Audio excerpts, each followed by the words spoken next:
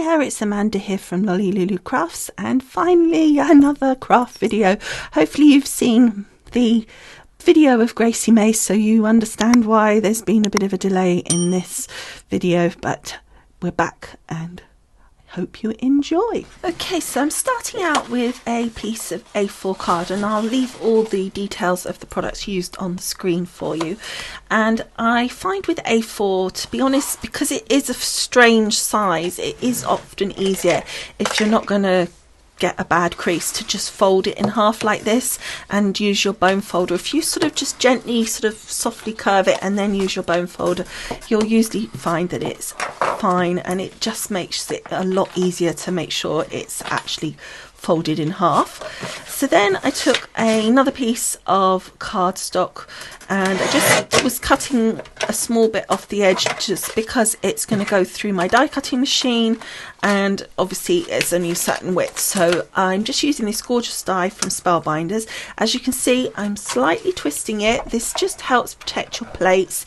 If you don't know about that, I'll pop a video at the end of this, you know, the links of the videos at the end that will show you why I twist the dies like that if you haven't seen it, and how that helps protect the bend in your plates, or the lack of bend, hopefully. So there it is, all cut out, and I think that looks really, really nice. And again, now I'm using that same piece of cardstock, just the other half of it, and I'm just marking with a pencil. Again, it's just a lot easier than measuring it out, to be honest.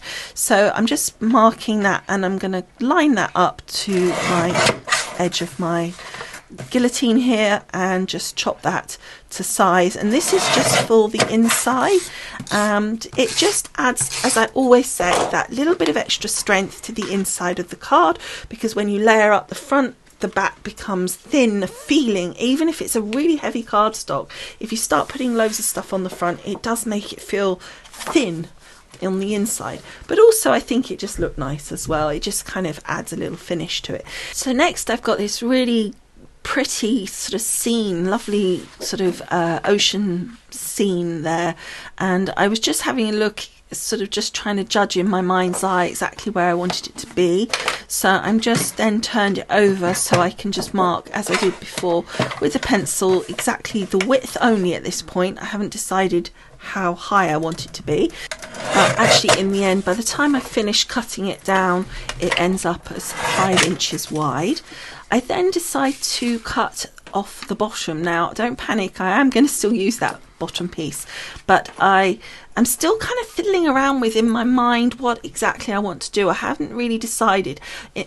Originally I was thinking, oh, I'll just cut that off, and then I decided I didn't really like it, and so I was just fiddling around with the idea of it. So I took the other bit and I was thinking, well, that might look quite nice, sort of like a separate bit, still keeping that in there. So then I cut that down as well, keeping it as the top part of that, so the bit that sort of attaches to the piece that's already there, and it works out to about 1 inch for that. So you just cut it to how it looks right, really, for the card that you've got and the design that you've got. So I'm starting off by positioning this piece first. Now, there's quite a lot of things that you've got to think about here with the position. You're obviously doing the left and the right. You want the two sides to be equal. You also want the top and the bottom to be equal, and you also want a gap between the two not to be ridiculous. So what I would suggest is, if you use this tape pen, and that should be strong enough for this kind of cardstock, you can then position it but without sticking it down like really hard. And then you can see here I'm just fiddling around making sure it's all leveled up correctly, and then I can just push it down when I'm happy that everything is in position. So I've got all three sides, top, bottom, and also the bottom and the gap as I want it to be. So then the next thing I did was I took this sheet of peel off stickers. I can't tell you what brand it is. I've had these for years. I think we all start off with these, don't we, when we're first crafting, and then we sort of think, well, what do we do with them now, because we kind of almost move past that style of crafting to a certain extent. But actually they're really good for creating an outline, which is basically just what we want for, like, same as stamping or all sorts of things, but it just creates like a metallic outline, which we often create by using embossing, etc. So you just kind of think of it in perhaps a slightly different way, and you can create some really cool things with them. So first of all, I stuck that little ship down, but then I decided I wanted to add my letters. I actually had picked some up other letters, but it didn't fit now in the piece that I had there, so I had to switch those out. And these are slightly thicker, and actually I quite like them. They're almost like a card rather than a peel off, so they work quite well. But you can see I'm just fiddling around with it, and again, I'm not sticking it down, I'm only literally sticking it on that one little edge, so if necessary I can wriggle it into position. As you saw there, it's just at the bottom at the moment, and it just gives me the opportunity to line everything up, make sure the gaps are all correct and everything is right without having it stuck completely down. And therefore, like there, that was a little bit high, so I can just give that a little bit push, and then once I'm happy, like that one needs to move over just a little bit, and then once I'm happy I can push them all down and stick them nice and firmly, and I think that looks really nice. And of course you can put anything you want there.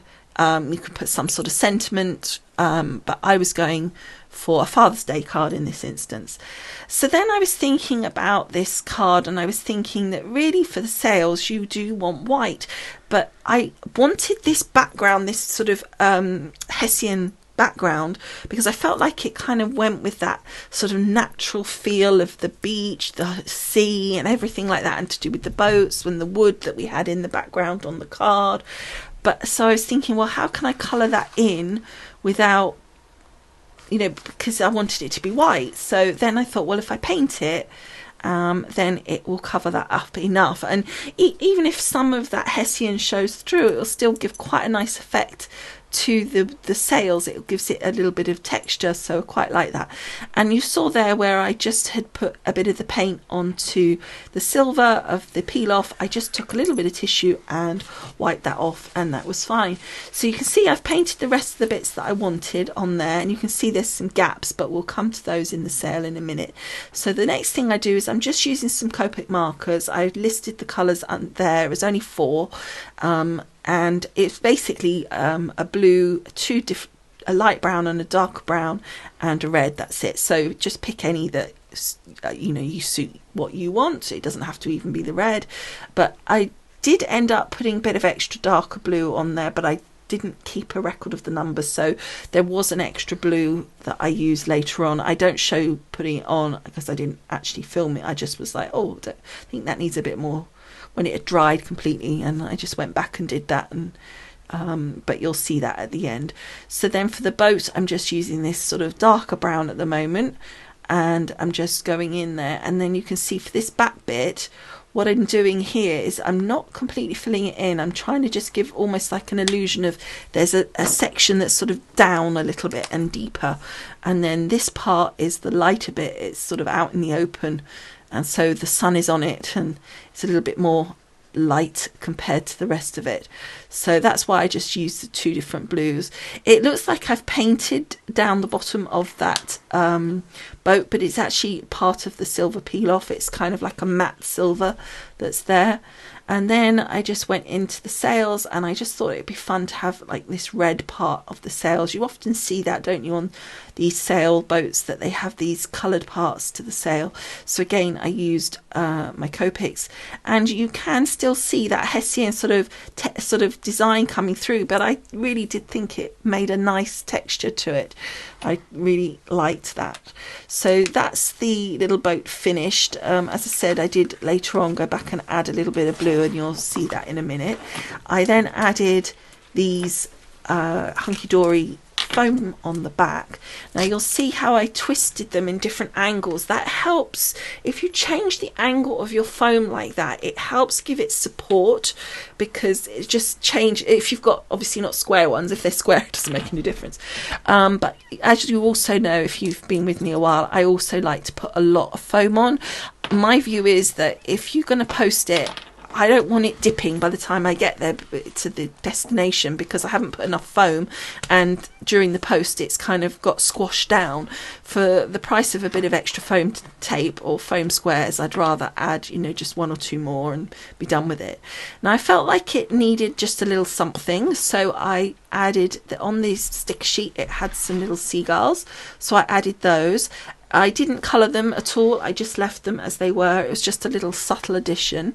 And then I took some of the extra kind of elements that were on there. This was a ship's wheel, and then some other bits, of some little knots, rope knots, etc., just to add that nautical feel. And then on the inside where we'd added that Hessian piece, there was like a little steamer boat thing that was on the sticker sheet as well, so I just popped that on the inside just as a little extra detail, really. And that is it. It's done. It's a really simple card to make in many ways, but I think it just looks really effective, and I really like how the silver kind of, as I say, gives almost that embossed stamped look. I think that's really effective, and you can see there the darker blue, and I just like that background. It's a Kanban cardstock. They've got, or they used to have, lots of those different kind of background cards, and they're really helpful. But I'm sure these days you can get something like that online and print it out if you haven't got anything in your stash. So I hope you've enjoyed making this card with me, and thank you for being patient and waiting for a craft video. I'm sorry for the delay. And if you like the video, I'd be grateful for a thumbs up. If you haven't subscribed, please do, because that would be good too. And the link to the blog post is in the paragraph below this video, and that will also have some photos, etc., for you as well to look at. Okay, thank you so much for watching, and I will see you again soon. Bye for now.